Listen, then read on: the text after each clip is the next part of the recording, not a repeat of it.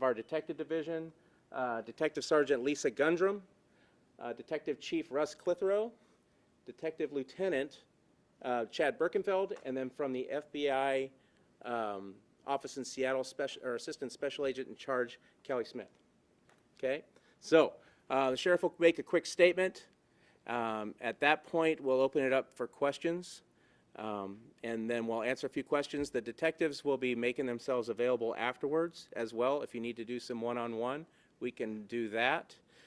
Quick question, I'll have them each come up here, and as they speak, or after they speak, do you want them to spell their names, any of that kind of stuff? Okay, so detectives, when you make statements, will come up and spell their, identify themselves and spell their names. So we'll start off with Sheriff John Giese. Good afternoon, everybody. My name is John Giese. I'm the Kitsap County Sheriff's Office, and I have a short statement I'd like to read to you. On January 27th, 2017, Cristal Carreaga, Hunter Schopp, and Jonathan Higgins were found brutally murdered in the burned-out Carreaga family home in the Seabeck area of central Kitsap. 2 days later, on January 29th, 2017, the body of John Carreaga was found inside his Ford F-150 pickup truck in rural Mason County. John had been brutally murdered as well. Since then, detectives from the Kitsap County Sheriff's Office have spent countless hours working with a variety of federal and local law enforcement partners to find those responsible for these heinous and reprehensible murders. Yesterday morning, 5 years and a little more than 4 months later, detectives arrested 3 people for the murders of the Carreaga family. During an early morning operation working with our partner agencies, the following individuals were taken into custody without incident. They were Robert James Watson III, Johnny James Watson, and Daniel J. Kelly.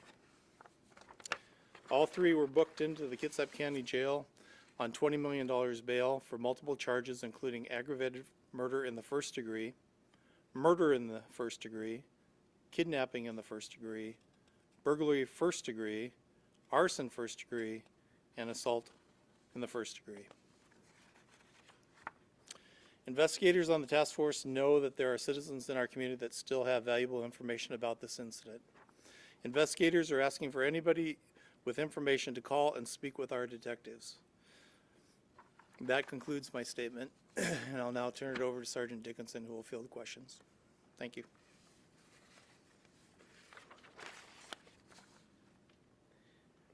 Okay, so any questions for any of our investigators? Yeah. Go ahead. The motive for the crime. Anybody who wants to speak up to that? Come on up here to the microphones. Good afternoon. I'm Lisa Gundrum. My last name is spelled Gundrum.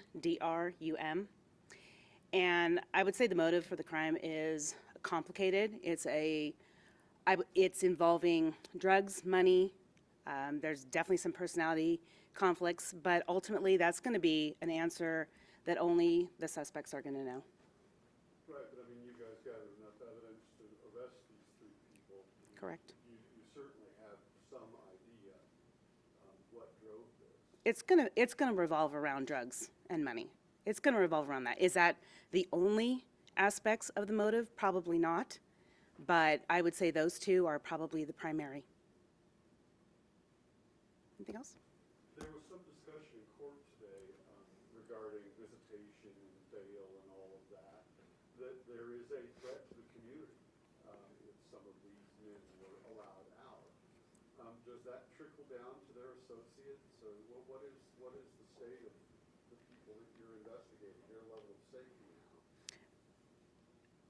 Yes, there is. I mean, obviously our witnesses are concerned for their safety. We're dealing with people who are associated with the Banditos Motorcycle Club. Do I think that the club is going to actively threaten or intimidate? Probably not. I think we've got some good rapport with some of the higher members of the club, so I trust that that's not going to happen, but you know, there's still concern.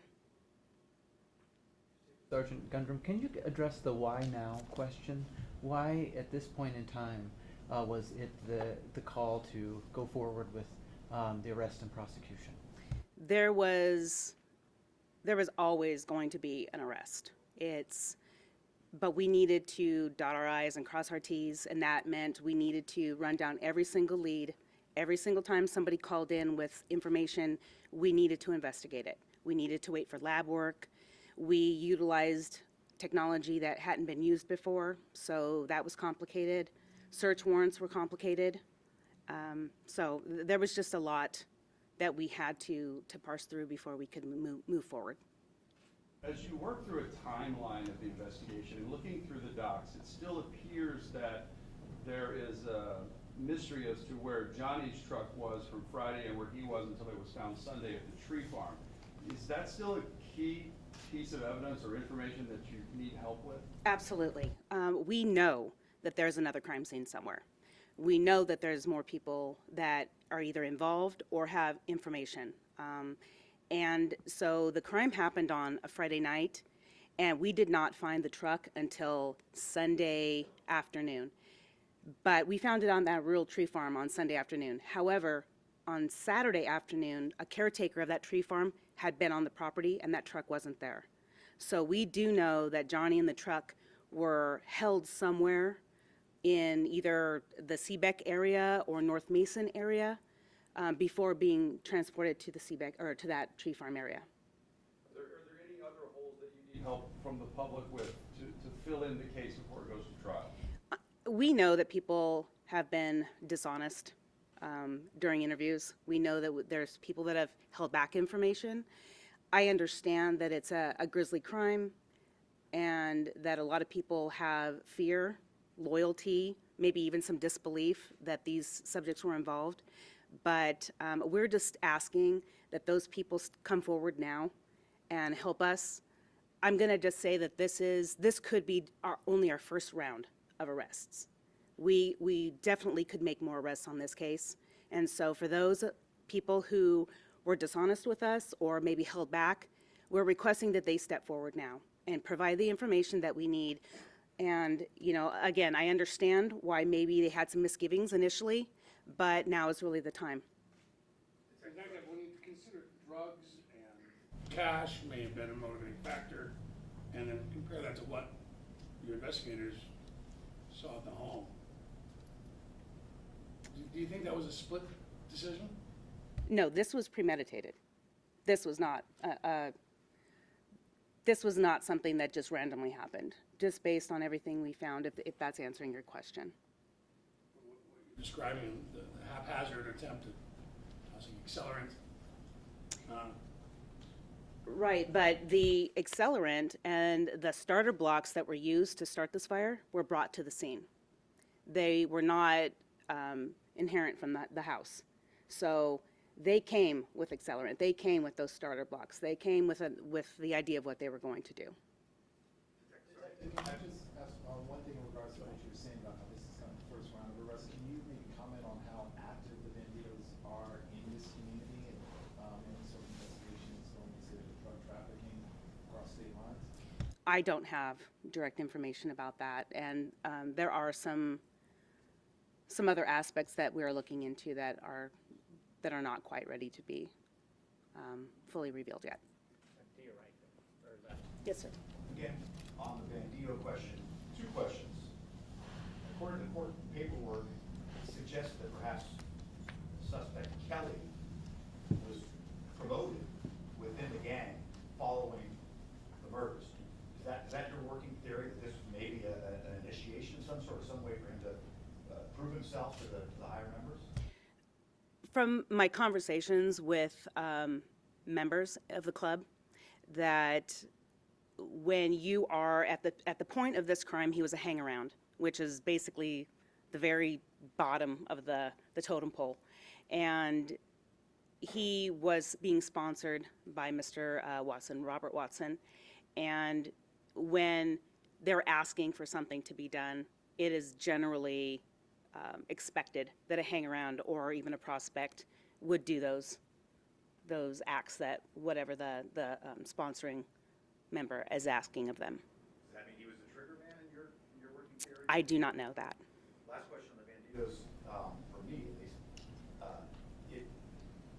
We know their history, you detailed what they're known for, but the president of the local chapter cooperated with investigators, helped investigators in this case, met with you? Yes, he did. Was that helpful information that any others brought?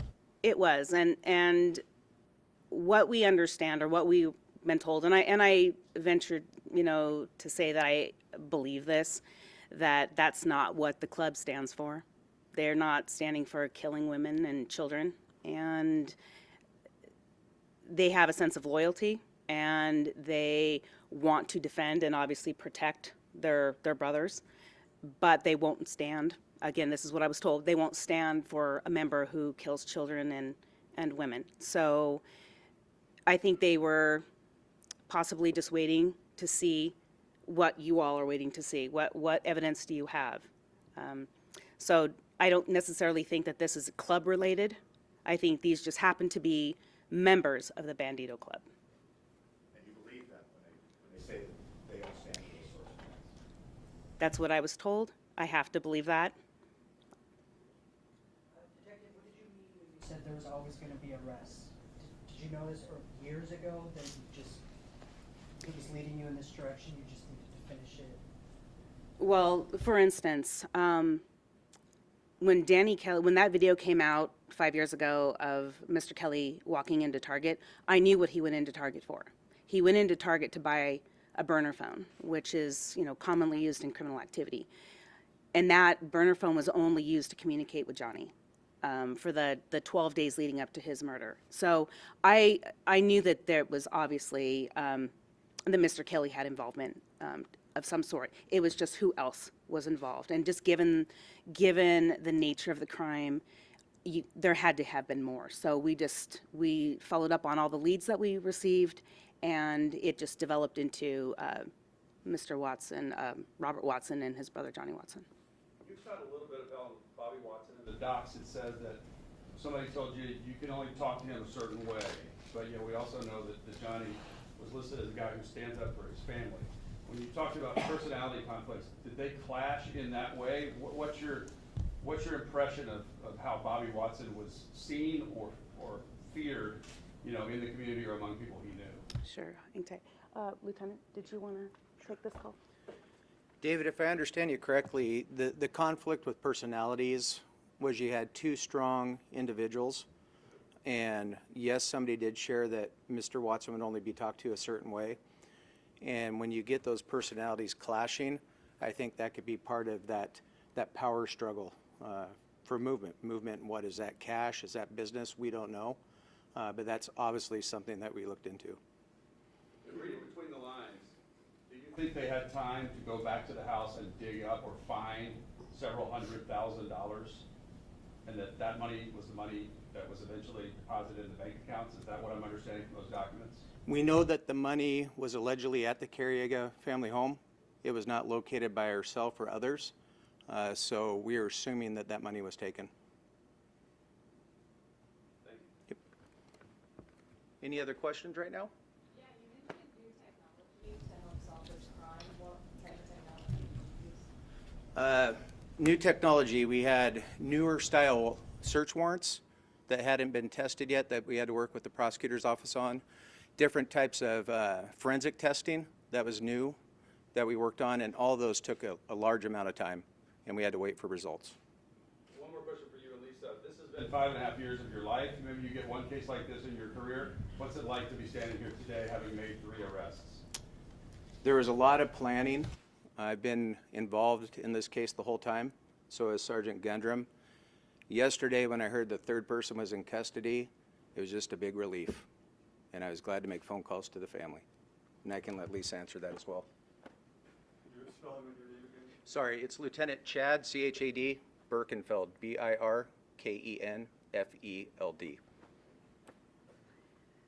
To answer that, it was fantastic to be able to look at the family and actually answer questions that I've been holding back for 5.5 years. It's great to be able to answer all of these questions for everybody, because I think the community has been incredibly patient, especially the family. They've been beyond patient, waiting and trusting that it was never a cold case, that it was continually being worked. The former administration and my current sheriff have always been incredibly supportive and encouraging to continue whatever I needed to do. I worked on this case full-time, just this case for years, and my fellow detectives who are here picked up the slack of other cases that I should have been working, and everyone jumped in and helped. So it's a relief, but it's fantastic to be able to answer questions. I think you've got a smile on your face today. Yeah. You mentioned arrests are forthcoming, likely. This is a small community. Yep, There's people out there you're worried might be connected to this. Someone else does. correct. What do you tell the public watching this? While they can celebrate this today, there's other people you're worried are connected to this on the street. Kids, Message to them. yeah, the Kitsap County community has been amazing. They have called in tips, they have emailed, they have even private Facebook messaged, a lot of information that they know. I have no doubt that people will be calling. I am, again, asking for the people who we've already contacted or who refuse to talk to us or maybe only provided partial information to now come forward, because now is the time to help us hold these gentlemen accountable and anyone else that rendered criminal assistance. What's your message to those anyone else? Again, I understand because of the nature of this crime why you perhaps did not give us the information at the time, or maybe why you lied at the time. However, these gentlemen are now in jail on a no bail hold. They're not getting out, and I just ask that you step forward. Do not become wrapped up in this. If you were providing criminal assistance, then step forward and let us address that at this time. Can you address whether during the arrests additional evidence was gathered and if the three suspects chose to talk to police? None of the suspects wanted to speak, and no additional evidence was gathered. Okay, any other quick questions? Like I said, all the detectives, or both detectives, will be here, excuse me, to answer any other questions you might have. Out front, whatever this was? Say it again? Is this scuffle at the front door related to this? Well, we're not sure, to be honest with you. We have to find that out. I'll find that out in the meantime, and I'll come back with some information. Excuse me. There was money at the moment that was taken. Is it your feeling that was taken during the commission of the crime, or that someone came back and dug it up? Our belief is during the commission of the crime, however long that process was, due to the fact of the previously released video of Mr. Carreaga being down at Camp Union and the time to Hunter's 911 call, that there was ample time for somebody to take that money while they were on scene.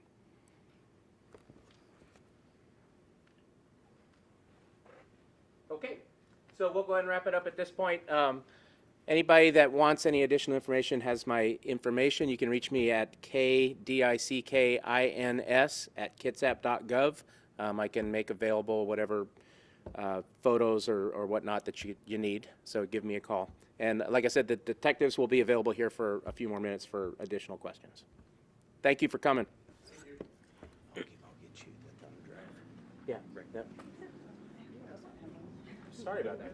That came out of nowhere. Yes, you can. Yeah, thanks. I give that to you. Trying not to ramble. That was when I gave it. Go ahead. You did? Thank you. Thank you. And you weren't sweating.